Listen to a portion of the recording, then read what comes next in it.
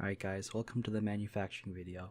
So, you want to begin with putting on your gloves. This is a safety measure just in case you get any of the chemicals on your hand.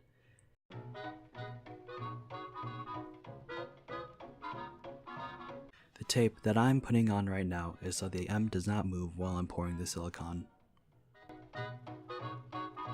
Now, I'm putting on the container for the silicone mixture. It's just a cookie cutter that I modified a little. So what you're going to do now is that you're going to put a plastic bag over your measuring scale. This is to prevent any silicone from getting on your measuring scale when you work.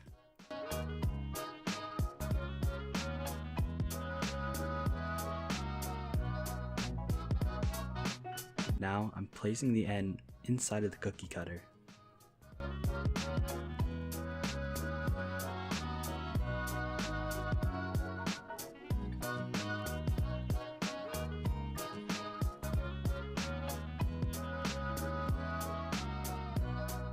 So now we're going to actually be dealing with the silicone. You're going to want to pour part A and part B in equal proportions. So if you want 60 grams of silicone, you want 30 grams of both part A and part B. I also put on a face mask, but not because this emits any fumes or anything. I highly doubt it does, but I just wanted to seem more professional.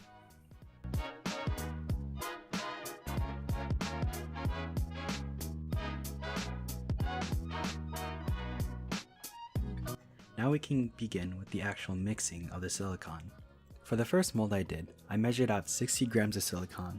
Now this is way more silicone than we actually needed. You only need about 30, so when you're doing this, just pour 15 grams of both parts.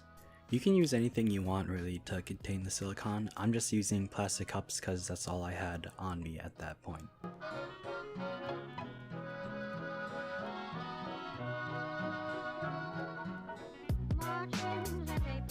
So my camera actually died when I was pouring the silicone, but you didn't really miss much.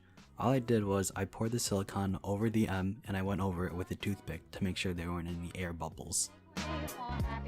Now that the mold is done drying, I'm just gonna remove any of the excess residue that's leaked outside of the cookie cutter and just pop out the M and we should have our mold.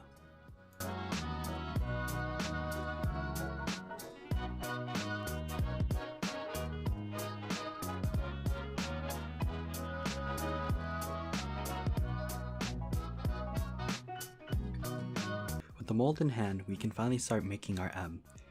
You need to move into a very well ventilated area for this, so I moved into my basement. Trust me, it's a lot more ventilated than my room.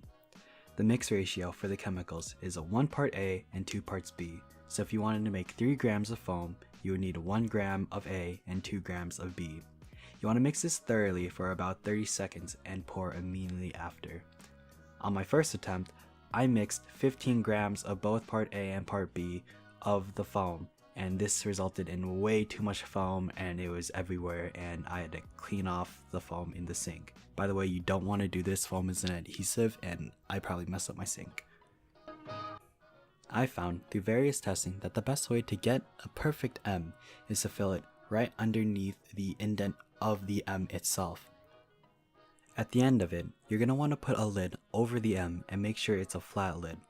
Also, you want to put weights on top of the plate or else the foam is literally just going to push right through it. 2 hours later, you should get a perfect Marion M.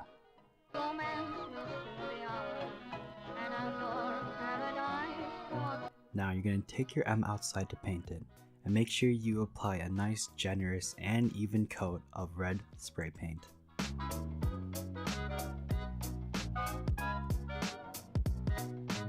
Finally, when the M is done drying on the front side, you're going to want to flip it around and apply an even coat of paint on the back side. Lastly, you're going to want to put in a concoction of lemon, vinegar, and water. This will help remove any of the odor that the spray paint will leave behind. And once you leave that for about 2 hours, the M is done.